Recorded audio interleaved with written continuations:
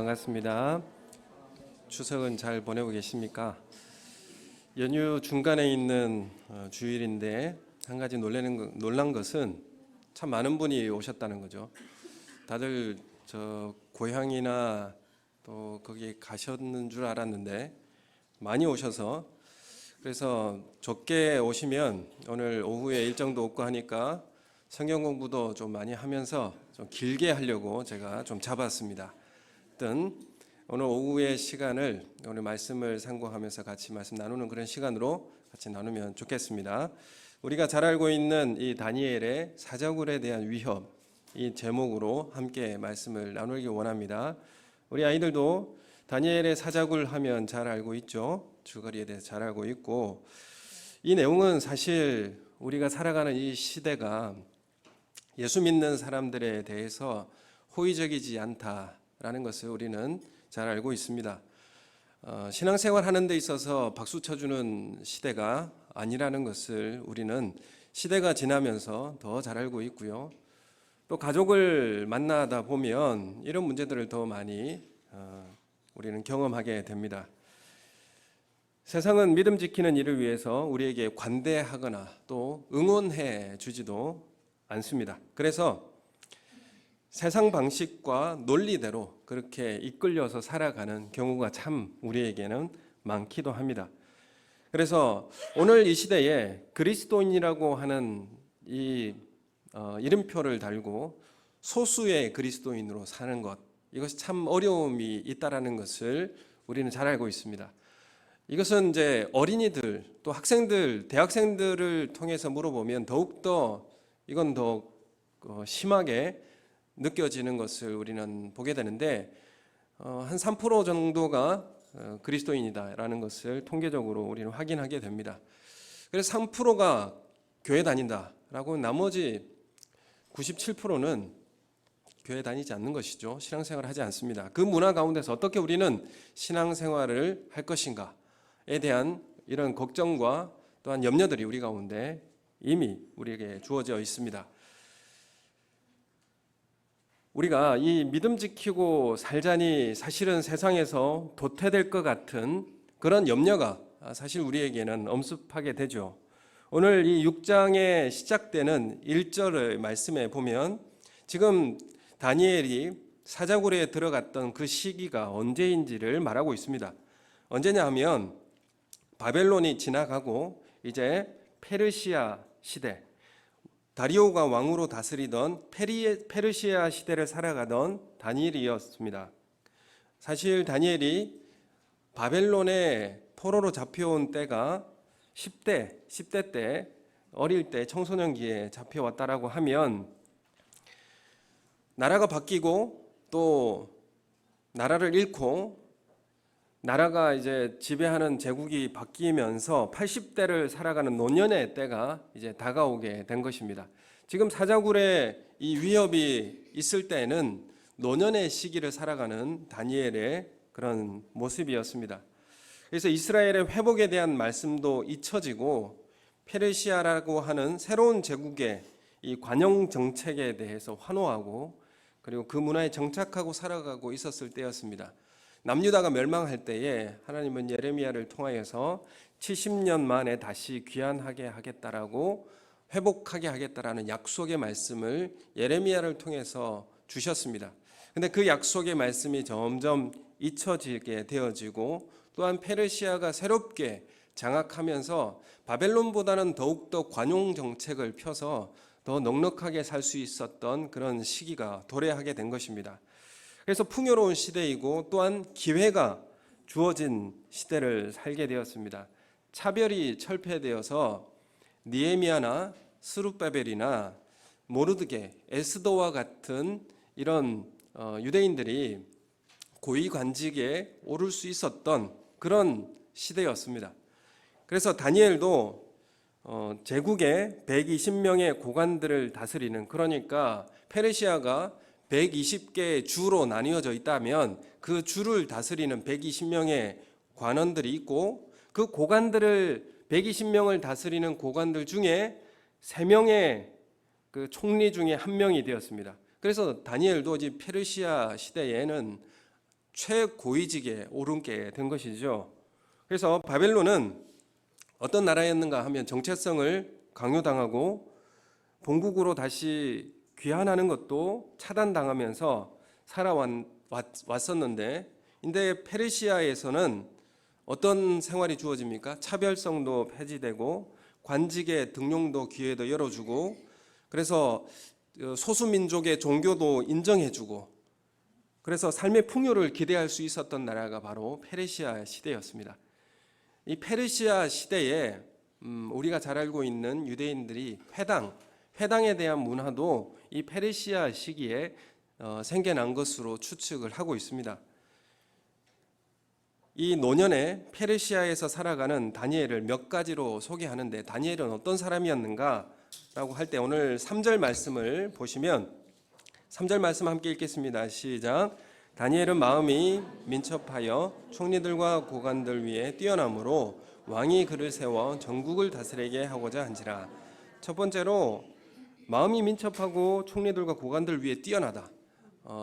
어떤 일 처리하는 데 있어서 다른 사람들보다 뛰어난 그런 능력을 가지고 있다.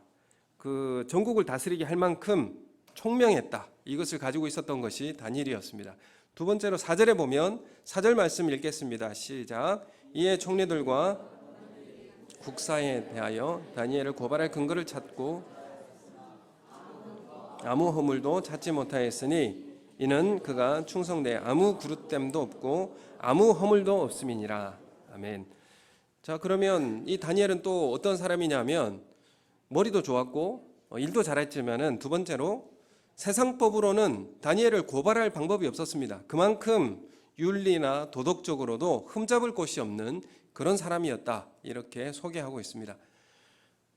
이제 세 번째로 5절 말씀을 한번 보겠습니다. 5절 함께 읽겠습니다. 시작. 그들이 이르되 이 다니엘은 그 하나님의 율법에서 근거를 찾지 못하면 그를 고발할 수 없으리라 하고, 지금 이 다니엘은 또한 어떤 사람이었냐 하면 율법이 아니면 이 사람의 흠을 잡을 데가 없다. 그 말은 무슨 말이냐면 이 다니엘이 신앙생활을 아주 잘했고 철저히 지키고 말씀을 순종했던 사람이다라는 것을 우리는 알 수가 있습니다. 그래서 많은 사람들이 다니엘을 보면 신앙생활을 아주 철저히 한 사람이다라는 것을 예수 믿지 않는 사람도 확인할 수 있었다라는 것이죠. 여러분도 총명하고 일도 잘하고 또한 율법적으로도 윤리적으로도 흠잡을 데가 없고 또한 법 없어도 살만한 사람이요, 또한 신앙생활도 정말 잘하는 그런 사람으로 살았다라는 것이죠. 오늘 우리가 사회생활을 하고 직장생활을 하면서도 내가 교회 다니는지를 모르는 그런 상황에서 직장생활을 하거나 학교 다닐 때가 있죠. 우리 어린이들은 여러분들이 학교 다니면 여러분들이 교회 다니는 것을 친구들이 다 알고 있습니까?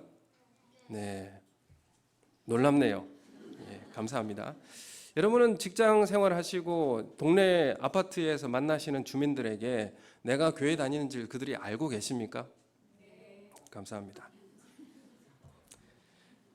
지금 사실 이러한 완벽한 다니엘이라고 이렇게 여겨지는데 페르시아 왕궁의 그 중심에서 벌어지는 일들이 무슨 일이었냐면 경쟁과 시기, 그리고 정적을 제거하고자 하는 이런 정치적인 이런 일들이 일어나게 되었습니다. 사실 이 페르시아라고 하는 그 나라의 그 중앙의 왕궁에서 일어나는 일들이 뭐 경쟁과 시기와 참소들 이런 것들이었습니다. 어떻게 하면 이 사람을 넘어뜨릴 것인가, 이 사람을 경쟁에서 이기고 내가 그 자리를 차지할 것인가, 이 문제를 고민했다라는 것이죠. 그래서 5절에 보면 이렇게 말하고 있습니다. 5절에 보면 그들이 이르되 이 다니엘은 하나님의 율법에서 근거를 찾지 못하면 그를 고발할 수 없으리라. 이게 하나님의 말씀과 그 지켜 행하는 것으로 근거를 잡지 않으면 이 사람을 끌어내릴 방법이 없다라고 그들은 생각하는 것이죠. 그래서 다니엘에게 있어서 신앙생활 중에 무엇을 문제 삼았을까라고 할 때 그 중에서 무엇을 문제 삼았겠습니까? 기도하는 것을 못하게 함으로 문제 삼게 하는 방식을 찾아낸 것이죠. 그래서 다니엘을 보니까 기도 생활을 아주 규칙적으로 철저히 하거든요. 예전에 놀이동산에 한번 간 적이 있는데 서울에 있는 놀이동산인데 그곳에 가니까 아랍 사람들이 이슬람 사람들이 기도할 수 있도록 그 공간을 만들어 줬더라고요. 그 사람들이 그렇게 많지 않은데 그 사람들의 신앙을 존중해 줘서 그 사람들이 기도할 수 있는 그 공간을 조그맣게 마련해 놓은 것을 보았습니다. 우리가 그리스도인이 기도 생활을 잘하고 또 신앙생활을 한다면 이 정도의 배려를 받을 수 있지 않았을까, 이런 생각도 한번 해보게 되었습니다. 7절에 보면 이렇게 말씀하고 7절의 말씀 우리 함께 읽겠습니다. 시작. 나라의 모든 총리와 지사와 총독과 법관과 관원이 의논하고 왕에게 한 율법 법률을 세우며 한 금령을 정하실 것을 구하나이다. 왕이여, 그것은 곧 이제부터 30일 동안에 누구든지 왕 외에 어떤 신에게나 사람에게 무엇을 구하면 사자굴에 던져 넣기로 한 것이니이다. 이렇게 생각을 해냅니다. 그래서 이게 무슨 내용이냐 하면 왕 외에 어떤 신이나 사람에게 무엇을 구하는 자, 뭘 구한다는 게 뭐겠습니까? 기도한다는 거죠. 왕 외에 다른 신에게 기도하거나 다른 사람에게 구하는 자는 사자굴에 던져 넣는 그런 법을 제정한 것입니다. 그래서 이 법은 누구를 겨냥하고 있죠? 다니엘을 겨냥하고 있습니다. 다니엘을 겨냥하고 있고 다니엘의 기도하는 생활을 정확히 알고 이 함정을 파게 된 것입니다. 그래서 이 다니엘의 신앙생활을 빌미 잡아서 그 지위에서 끌어내리려고 하는 이 정적들의 이런 모의를, 또한 법령을 우리는 보게 되는 것이죠. 그래서 신앙의 덫을 놓아놓고 걸려들게 하였습니다. 근데 다니엘이 이 함정에 어떻게 됐습니까? 걸려들었죠. 걸려들었습니다. 사실 다니엘이 걸린 게 아니라 걸려준 거죠. 걸려준 겁니다. 피해 나갈 방법을 다니엘은 알고 있었죠. 어떻게 피해 나가면 됩니까? 일단 30일 동안만 기도 안 하면 되죠. 30일 동안 이라고 한정은 기한을 정했기 때문에 30일 동안만 신앙생활을 중단하면 됩니다. 근데 다니엘은 이 30일 동안을 중단하면 될 것이라는 걸 알고 있었지만은 기도를 중단하지 않았다는 거죠. 세상은 믿는 사람들에게 이 신앙생활을 잠깐 포기할 것을 요구합니다. 잠깐 포기할 것을 요구하고 있는데 잘 알고 있죠. 우리가 코로나 이전에는, 코로나가 시작될 때는 예배생활 그렇게 우리가 철저히 지켜야 되고 다시 코로나가 끝나면 열심히 우리가 돌아가겠다라고 그렇게 다짐을 하지만 이 달 돌아오지 않는다는 거죠.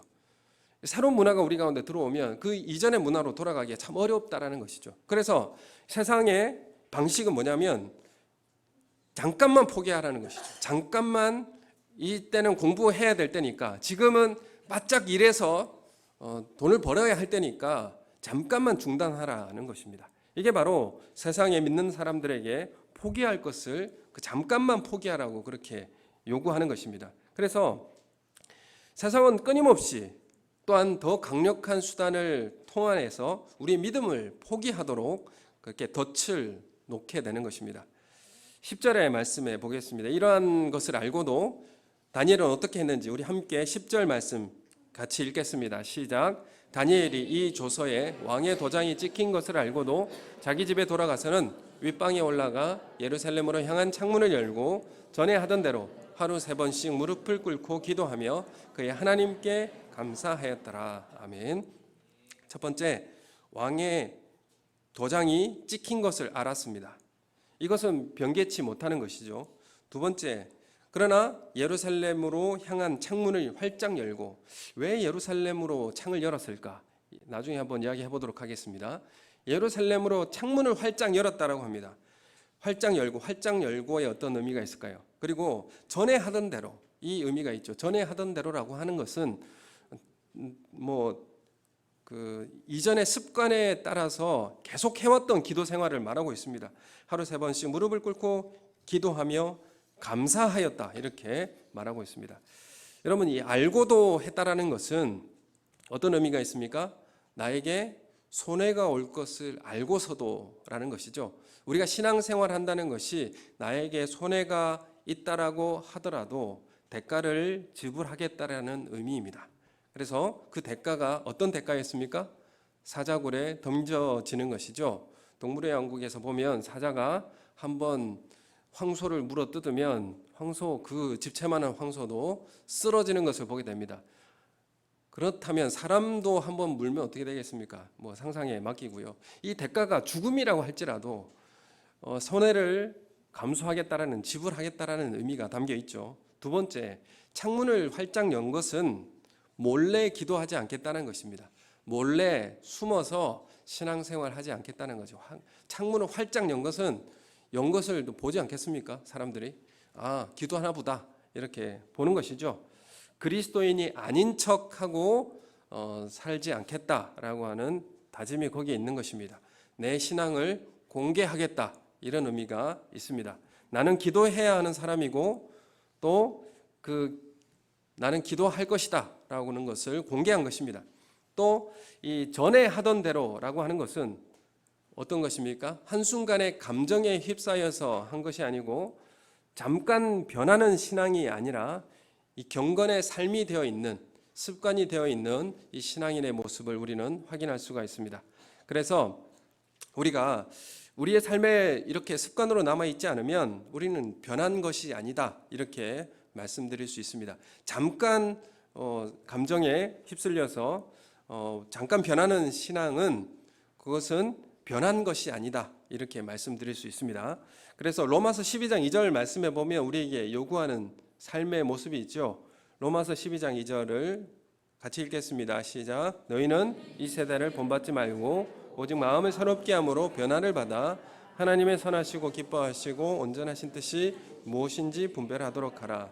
여기 말씀해 보면 시대를 나의 모양으로 만들지 말고, 내 모양으로 만들지 말고 그 모양을 바꾸는 데까지 가라, 이렇게 말씀하시는 거죠. 내가 세상의 모양을 입지 말고 그 모양을 바꾸어라. 하나님의 기뻐하시고 온전한 뜻을 통하여서 삶을 바꾸어라, 변화시켜라, 이런 의미가 여기에 담겨져 있는 것입니다.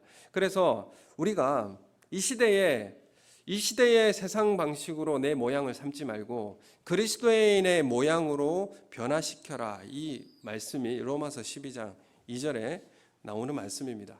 오늘 우리의 신앙도 믿음의 옷을 입고 삶의 습관이 되도록 하나님 앞에 드려지는 그런 삶이 되기를 소원합니다.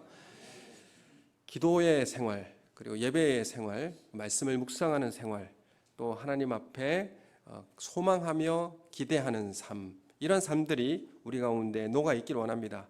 여러분, 믿음 생활하는 것에 대해서 두려워하지 마십시오. 손해를 걱정하여서 움츠려 들지 마십시오. 창문을 활짝 열고 우리의 신앙을 공개하십시오. 하나님 앞에 충성된 사람으로 내 신앙을 선포하며 살아가시는 우리 성도님들 되시기를 소원합니다. 다니엘은 자신의 신앙을 숨기고 한 달 동안만 기도하지 않으면 지나갈 수 있었던 문제였습니다. 또 기도하는 것을 하루 3번 하던 것을 2번 하고 1번으로 이렇게 눈치 보면서 절충할 수도 있었습니다. 그러나 자신의 본질을 정확하게 드러내는 데 있어서 그 담대함과 신앙의 힘이 드러나게 되었던 것을 우리는 알게 됩니다. 세상이 주는 사자굴의 위협을 이기는 능력은 바로 여기에 있었다라는 것을 우리는 깨닫게 됩니다. 우리의 신앙을 드러내고 숨기지 말고, 그리고 내 본질을 정확하게 나는 어떤 사람인지를 드러내는 것, 이것이 바로 세상의 위협을 이기는 능력으로 나타났다는 것을 우리는 확인하게 되는 것입니다. 우리는 원수들로부터 완벽하게 사자굴에 던져질 수 있습니다. 다니엘도 사자굴에 던져졌습니다. 사자굴에 던져지면 이제 우리가 할 게 없죠. 이제 할 수 있는 게 없습니다. 인간의 방법, 어떠한 방법, 왕의 권세로도 구할 수 없는 위기의 상황에 던져지게 된 것이죠. 왕도 구해낼 수 없었던 것이 바로 사자굴이었습니다. 그러나 사자굴이 다니엘에게 있어서 할 수 있는 것이 아무것도 없었지만은 그곳에서는 하나님께서 일하는 공간이 된다는 것입니다. 우리가 일하지 못하는 그곳, 이제는 아무 힘도 쓰지 못하는 그곳에 우리가 던져졌을 때 그곳에서 하나님께서 일하신다는 사실을 우리는 믿음으로 고백하시기를 원합니다. 22절 말씀을 함께 읽겠습니다. 22절 시작. 나의 하나님이 이미 그의 천사를 보내어 사자들의 입을 봉하셨으므로 사자들이 나를 상해하지 못하였사오니 이는 나의 무죄함이 그 앞에 명백하오며 또 왕이여 나는 왕에게도 해를 끼치지 아니하였나이다 하니라. 아멘. 하나님께서 일하셨죠. 하나님께서 천사를 보내셔서 사자의 입을 막아주셨습니다. 하나님의 일을 거기에서 확인하고 하나님의 역사를 거기서 경험하게 되는 줄로 믿습니다. 사자굴은 사실은 우리에게 가장 위험한 장소가 되어지고 우리는 가장 손해의 장소가 되지만은 그곳에서 하나님께서 일하는 자리가 되어지고 하나님의 일하심을 경험하는 놀라운 자리가 될 줄로 믿습니다. 그래서 그 사자굴이 가장 평안한 자리이고 또한 그 사자굴이 가장 안전한 순간이라는 것을 우리에게 말하고 있는 것입니다. 시편 34편 7절에 이렇게 말하고 있습니다. 여호와의 천사가 주를 경외하는 자를 둘러진치고 그들을 건지시는도다. 다윗이 고백하고 있는 내용이죠. 다윗의 그 처절한 그 자신이 그 어려움을 벗어나기 위해서 미친 척하고 침 흘리는 그 자리에서도 하나님께서 그를 어떻게 인도해 내셨는지를 고백하고 찬양하고 있는 그런 시편의 말씀입니다. 요셉이라고 하는 사람 우리가 잘 알죠. 애굽에 팔려가고 또 옥에 갇혔을 때 그때가 사실 요셉에게 있어서는 가장 안전한 시간이었습니다. 오늘 23절 하반절에 왜 하나님께서는 다니엘을 사자굴에 던지게 하셨을까? 거기 23절 마지막 하반절에 보면 이렇게 말씀하고 있죠. 이는 그가 자기의 하나님을 믿음이었더라. 이렇게 기술하고 있습니다. 다니엘이 하나님을 믿었더라. 이렇게 한 줄로 요약을 하고 있는데 다니엘은 하나님의 어떤 것을 신뢰하고 믿었을까요? 이게 우리에게 던져지는 질문입니다. 다니엘은 단지 다니엘서는 우리에게 이걸 이야기하고 있지 않습니다. 기도 열심히 하면 총리의 자리, 세상의 높은 고위 관직을 올라가게 될 것이다. 이걸 이야기하고 있지 않습니다. 하나님의 말씀에 순종하면 피부가 좋아지고 총명함이 10배나 더하는 이런 축복을 받게 될 것이다. 이것을 말하고 있지 않습니다. 하나님은 이 다니엘서를 통해서 우리에게 뭘 말씀하고 있을까요? 오늘 믿었기 때문에 다니엘은 하나님을 믿었기 때문에 하나님은 사자의 입을 막으셨다라는 결론을 우리가 얻을 수 있는데 다니엘은 하나님을 신뢰하여 사자굴에 들어갔습니다. 반대로 이야기하면 하나님은 다니엘의 그 믿음을 믿어주셨기 때문에 핍박을 허락하시는 거죠. 다니엘의 믿음을 인정해 주셨기 때문에 정직함의 그 신앙을 인정해 주었기 때문에 사자굴로 들어갈 수 있도록 또한 허락해 주신 것이지 않습니까?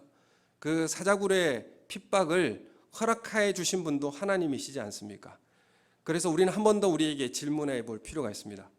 나는 정말 예수 믿는 것 때문에 핍박받을 만한 자격이 있는 사람인가? 나는 정말 예수님 때문에 핍박받을 수 있는 그런 자격이 있는 사람인가? 한번 내 삶을 돌아보는 시간이 되었으면 좋겠습니다. 내가 하나님을 신뢰하고 믿고 하나님도 나를 믿음으로 신뢰함으로 나를 정말 주님의 그 핍박의 자리, 고난의 자리까지 함께 초청하는 그런 존재가 나는 되고 있는가? 오늘 우리의 삶의 현장에서 우리도 이러한 모습으로 하나님 앞에 드려지는 믿음의 고백이 있기를 예수님의 이름으로 소원합니다. 그럼 우리가 주님의 고난에 함께 핍박당할 자격이 있다라는 것은 우리의 신앙이 진실된다는 것을 증명하는 것입니다. 여러분, 내가 예수 믿는 것 때문에 핍박이 손해가 있다라고 한다면 그것은 이미 우리 신앙의 진실됨이 증명되고 있다 이렇게 말하고 있는 것입니다. 여러분, 오늘 참소한 이 원수들 어떻게 됩니까? 사자들이 그 뼈를 부서뜨렸습니다. 핍박하는 원수들이 제거되고 악인은 반드시 보응을 받게 될 것을 분명히 말씀하고 있습니다. 그러나 다니엘의 이 핍박 그대로 끝나지 않았습니다. 하나님은 이 다니엘의 핍박 사자굴을 통하여서 놀라운 일들을 계획해 두셨습니다. 그 일이 뭐냐면 25절 26절의 말씀입니다. 25절 26절을 함께 읽겠습니다. 시작. 이에 다리오 왕이 온 땅에 있는 모든 백성과 나라들과 언어가 다른 모든 사람들에게 조서를 내려 이르되 원하건대 너희에게 큰 평강이 있을지어다. 내가 이제 조서를 내리노라. 내 나라 관할 아래에 있는 사람들은 다 다니엘의 하나님 앞에서 떨며 두려워할지니 그는 살아계시는 하나님이시요 영원히 변하지 아니실 이시며 그의 나라는 멸망하지 아니할 것이요 그의 권세는 무궁할 것이며. 아멘. 지금 다니엘의 하나님을 높이고 그 하나님을 어디에 증언하고 있습니까? 페르시아의 온 나라에 증언할 수 있는 그 하나님 나라의 놀라움을 제국에게 전달하는, 나라 끝까지 잘 전달될 수 있도록 복음을 전하게 된 것이죠. 전국 방송으로 하나님의 나라를, 그 하나님의 이름을 선포케 되게 하였습니다. 다니엘의 혼자 이 일을 할 수 있겠습니까? 다니엘 혼자 이 일을 못하죠. 다니엘의 사자굴이 도리어 하나님께서 페르시아 120개 주에 방방곡곡에 하나님의 이름을 전할 수 있는 그런 복음의 통로로 사용케 되었다라는 것을 우리에게 말하고 있습니다. 다니엘이 혼자 이런 일을 할 수 없겠죠. 우리가 하나님의 말씀에 믿음의 순종이 바로 이러한 결과를 우리에게 허락하신다는 것, 우리에게 말씀하고 있습니다. 사자굴을 통해서 하나님은 하나님의 나라를, 살아계신 하나님을 놀라운 방식으로 증거하였다라는 것을 우리에게 말씀하고 있는 것입니다. 내가 그렇게 해야지라고 해서 된 것이 아니었다라는 것을 우리는 알게 됩니다. 다니엘은 사실 그 왕의 조서, 사자굴에 던지겠다라고 하는 조서의 부당함을 알고 있었습니다. 왜 나만 그 기도하는 것을 빌미 잡아서 나를 손해보게 만드는가에 대한 이 부당함을 알고 있었는데, 다니엘은 다른 사람에게 이 부당함을 내세우며 싸우지 않았죠. 단지 자기가 하나님 섬기는 일에 여전히 열심을 내었고, 그 결과 사자굴에 들어가는 것도 순순히 사실은 받아들였습니다. 죽음에까지 직면케 되는 이 어려움을 통해서 하나님은 어떻게 사용하시죠? 하나님의 살아계심과 하나님 나라의 권세를 페르시아 온 땅에 알릴 수 있는 통로로 하나님은 사용하셨습니다. 여러분, 어떻게 우리를 하나님의 이름이 드러나는 것으로 사용하시겠습니까? 여러분, 오늘 우리의 다니엘의 모습이 우리에게도 있기를 예수님의 이름으로 소원합니다. 요즘 학교는 종교성을 드러내는 것을 금지하고 있고, 관공서에서도 또 드러내서 전도하는 것도 금지하고 있습니다. 복음 전도가 차별과 혐오의 대상이 되어가고 있습니다. 지금 여러분의 믿음을 흔드는 사자굴이 무엇입니까? 오늘 우리가 불확실한 미래의 염려가 우리의 사자굴인 것은 아닌가? 우리가 신앙생활을 하면 우리가 미래의 그런 불확실한 그런 삶을 어떻게 헤쳐나갈 거에 대한 염려가 우리의 신앙생활을 가로막는 그런 사자굴이지는 않는지, 또한 교회에서 함께 신앙생활을 못하게 하는 그런 사자굴은 또한 무엇인가? 부당하게 내려진 그 왕의 조서와 같은 교회 생활을 하지 못하게 만드는 그런 부당함은 나에겐 있지 않는가? 오늘 우리가 그 부당함에 대해서, 그런 상황에 대해서 어떻게 대처해야 될 것인지를 다니엘은 우리에게 분명하게 말씀하고 있습니다. 총리가 되기 위해서 기도하는 삶을 살지 않았습니다. 고위 관직에 오르기 위해서 열심히 성경 공부하지 않았습니다. 왜 다니엘이 이 믿음을 간직했을까요? 왜 다니엘은 기도했을까요? 왜 하필이면 예루살렘을 향하여서 창문을 열고 기도했을까요? 다니엘은 70년 만에 다시 이스라엘 백성들이 귀환할 것을 마음속에 간직했습니다. 다시 우리나라는 회복되게 될 것이다. 하나님 나라는 회복해 될 것이다. 하나님 통치는, 하나님 나라는 다시 회복하게 될 것이다. 그 마음속에 간직하고 예루살렘으로 창을 열었다라는 것은 어떤 의미가 있습니까? 하나님의 약속의 말씀을 기억합니다. 하나님 반드시 하나님께서 이 회복을 하나님 나라가 다시 회복해 될 줄로 믿고 그 믿음의 고백을 통하여서 예루살렘으로 창을 열었던 것입니다. 놀라운 것은 뭔지 압니까? 사자굴 사건 이후에 다리오 왕은 분봉 왕입니다. 다리오 왕이 고레스 왕에게 조서를 연락을 해서 어떤 연락이 있었는지 잘 모르지만 사자굴 이후에 이스라엘의 1차 귀환이 일어나게 됩니다. 고레스의 칙령을 통해서 이스라엘의 1차 귀환이 일어나게 되는 것이죠. 다니엘은 왜 기도했겠습니까? 무엇을 위해서 기도했겠습니까? 하나님 나라를 마음에 품고 기도했지 않았겠습니까? 하나님의 언약의 약속의 말씀을 마음속에 품고 기도했지 않겠습니까? 그리고 그 사자굴을 통과하고 난 다음에 진짜 하나님 나라가 이 땅에 이루어지는 것을 확인하면서 그 삶을 보냈지 않겠습니까? 여러분, 우리가 신앙의 연수가 자라가면서 여러분, 이 하나님의 약속의 말씀이 우리 가족에게 우리 삶에 실제로 실행되는구나라는 것을 확인하며 믿음의 삶을 걸어가시는 우리 삶이 되시기를 예수님의 이름으로 축원합니다. 오늘 구약 성경과 신약 성경을 한번 보면 좋겠습니다. 구약 성경은 어떻게 기록됐는가? 율법서가 있고, 율법서라고 하는 것은 모세오경이죠. 모세오경이 있고 역사서가 있고요, 시가서와 지혜서가 있고 예언서로 마무리합니다. 예언서라고 하는 것은 다니엘서라든지 이사야서, 이게 다 예언서입니다. 그리고 뒤에 소선지서 이렇게 해서 예언서가 배치되어 있습니다. 왜 이 말씀을 드리냐면 구약이 마무리되면서 예언자들이 예언하는 게 어떤 기대가 있습니까? 하나님 나라 다시 회복되어지길 소원합니다. 그 다윗 왕조가 다시 회복되어지고 그 하나님 나라가 기대함으로 구약 성경이 맞춰져요. 하나님 나라가 기대함으로 하나님 나라가 어떻게 회복될지를 그리면서 구약 성경이 맞춰져요. 그럼 기대하는 마음으로 맞춰지게 되는 것이죠. 그리고 신약 성경이 시작됩니다. 신약 성경은 복음서가 되고 역사서, 바울서신, 공동서신, 또 예언서로 마치게 됩니다.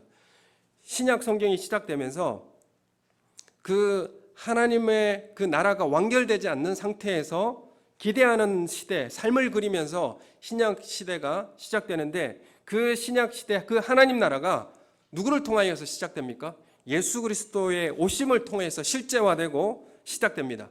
그래서 복음서, 역사서, 바울서신, 공동서신, 그리고 예언서로 맞춰집니다. 예언서로 다 완성이 됩니까? 완성이 안 되죠. 무엇을 기대하고 기다리는 것으로 마치게 되죠. 하나님 나라가 완전히 회복될 그날을 기대하고 하나님 나라의 통치가 완전히 우리 가운데 회복될 날을 기대하면서 완결되지 않는 상태에서 맞춰지게 됩니다. 구약 성경이 맞춰지면서 실제로 메시아가 오시고 그 나라가 시작되어지고 이제 그 완결을 또한 소망하며 기대하며 우리는 이 땅을 살아가게 되는 것이죠.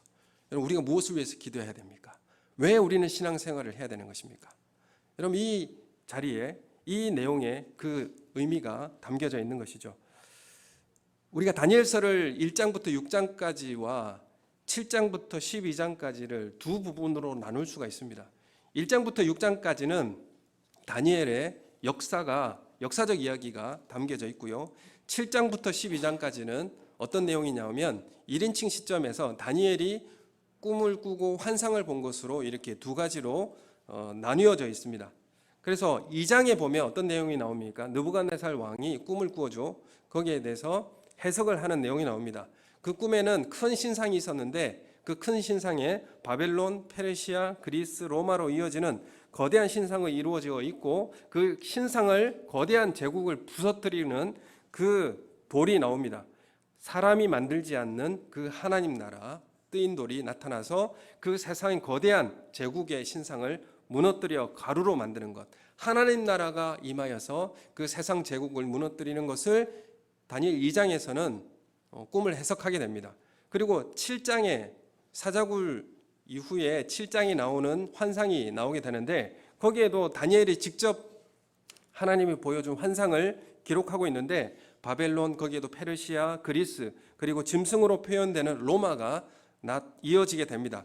그 모든 나라도 하나님 나라가 임할 때에 심판을 받게 되고 권세를 빼앗기고 완전히 멸망하게 될 것을 7장에서 말씀하고 있습니다. 그래서 온 나라, 하나님 나라가 영원한 나라요, 하나님 나라가 모든 권세 있는 자들이 다 하나님 나라를 섬기며 복종하게 되리라. 이렇게 그 역사의 완결을 기록하고 있습니다. 그런데 7장 1절이 보면 우리 7장 1절 한번 보시면 그때가 언제로 시작되고 있습니까? 바벨론 벨사살 왕 때였습니다. 그러니까 바벨론의 시대에 벨사살 왕 때에 이미 이 환상을 본 거죠. 그리고 오늘 이 사자굴의 내용은 6장은 사실 벨사살 왕 이후에 페르시아 시대의 다리오 왕 때의 내용입니다. 그러니까 사자굴에 던져지기 전에 이미 다니엘은 어떤 환상을 알고 있었다는 거죠. 하나님 나라의 환상을 보고 알고 있었다는 거죠. 하나님 나라가 어떻게 임하게 될 것이고 세상 제국은 어떻게 다스려질 것이고 하나님 통치는 어떻게 임하게 될 것인지를 다니엘은 이미 알고 살아왔다는 것이죠. 그리고 사자굴의 위협에서도 당당하게 그 길을 걸어 들어갈 수 있었다는 것입니다. 다니엘은 무엇을 믿었습니까? 무엇을 위해서 기도했습니까? 여러분 여기에 답이 있는 것입니다. 7장의 환상이 느부갓네살 시대의 권력의 정점에 있었던 다니엘이지만은 시대가 바뀌고 권력의 무대에서 퇴장을 합니다. 벨사살 시대에 다니엘은 권력의 정점에서 내려왔습니다. 나보니두스가 즉위하고 그가 원정을 떠나면서 그 아들 벨사살을 대리 통치자로 다스렸던 그 시점이 7장의 환상을 보았던 그 시점이었습니다. 함께 바벨론에 잡혀왔던 세 친구는 죽었고 노년의 이 고독한 현실을 살아가고 있었던 것입니다. 7장의 이 기도의 자리에서 하나님 나라의 환상을 보았지만 여전히 사실 다니엘은 번민하고 얼굴빛이 바뀔 만큼 현실은 녹록지 않았습니다. 그러나 이 말씀을 마음속 깊이 간직하며 살아갔다라고 7장의 말씀은 기록하고 있어요. 이 하나님의 나라의 환상을 보았지만 여전히 현실은 번민이 있고 얼굴빛이 바뀔 만큼 현실의 상황은 녹록지가 않았습니다. 그러나 이 말씀을 마음속 깊이 간직하며 살았다. 이것이 바로 다니엘이 그 시대를 살아갈 수 있었던 힘이었다라는 것을 우리에게 말하고 있습니다. 아마도 항상 기도하면서 그 하나님 나라가 임할 것을, 다시 하나님 나라가 회복될 것을 기대하면서 기도하며 그 마음속에 말씀을 간직하며 살아왔을 것입니다. 이제 페르시아 시대가 되어서 고위 간직에 다시 등용되게 되고 현실에 대한 염려와 미래의 불확실성은 여전히 다니엘에게 남겨져 있었을 것입니다. 그때 사자굴의 위협이 등장하게 됩니다. 그러나 역사의 결말이 무엇이고 누가 우리를 주관하시는 분인가에 대해서, 누구를 신뢰해야 하는가에 대해서 마음에 간직할 때에 우리 인생의 무게를 포기하지 않고 한 걸음씩 한 걸음씩 그 길을 내디딜 수 있는 힘이 거기에 있었습니다. 다니엘도 그 믿음으로 한 걸음씩 한 걸음씩 그 길을 내딛게 된 것입니다. 요셉의 고난의 때를 이겨내고 형들을 보복하고 원수 갚지 않고 과거의 상처를 치유할 수 있었던 이유가 있습니다. 그건 무엇입니까? 요셉의 고백에 보면 하나님이 생명을 구원하시려고 나를 당신들보다 먼저 보내셨습니다. 나를 먼저 애굽에 보내신 하나님의 목적, 하나님의 때를 알게 될 때에 인생의 원한도 아픔도 치유가 되는 것입니다. 고난도 이겨낼 수 있는 힘도 거기에서 나오게 되는 것입니다. 다니엘이 하나님의 때, 하나님의 목적, 하나님이 이루어 가실 그 일을 알았을 때에 원한도 아픔도 그리고 고난도 이겨낼 수 있는 힘이 거기서 나오게 된다는 사실을 우리에게 말씀하고 있습니다. 다니엘에게 하나님 나라의 통치의 환상을 왜 보여주셨겠습니까? 요한계시록을 왜 우리에게, 이 시대 우리에게 주셨겠습니까? 예수님이 심판주로 오실 것이고 그 모든 악한 세력들은 심판받게 될 것이고 영원한 하나님 나라의 도래가 이루어질 것입니다. 소망을 가지고 믿음을 가지라는 희망의 메시지가 바로 요한계시록의 말씀입니다. 오늘 우리의 마음속에 하나님 나라를 간직하시고 하나님께서 역사를 주관하시고 인도하신다는 사실을 마음속에 깊이 간직하시는 우리 성도님들 되시기를 소원합니다. 우리 다니엘서 6장 28절 말씀에 오늘 6장 28절에 사자굴을 끝으로 역사의 마지막에 대해서 기록하고 있는데 같이 읽겠습니다. 이 다니엘이 다리오 왕의 시대와 바사 사람 고레스 왕의 시대에 형통하였더라. 아멘. 이렇게 말하고 있습니다. 고레스 시대에 1차 기환이 일어나고 또한 제2성전이 건축되는 것을 바라보며 다니엘은 하나님 품에 안기게 되었습니다. 우리 1장 21절도 함께 읽겠습니다. 1장 21절 시작. 다니엘은 고레스 왕 원년까지 있으니라. 지금 다니엘서가 시작되면서부터 뭐라고 말하고 있냐면 다니엘은 고레스 왕 원년까지 있다. 이렇게 기록하고 있죠. 무엇을 말하고 싶은 겁니까?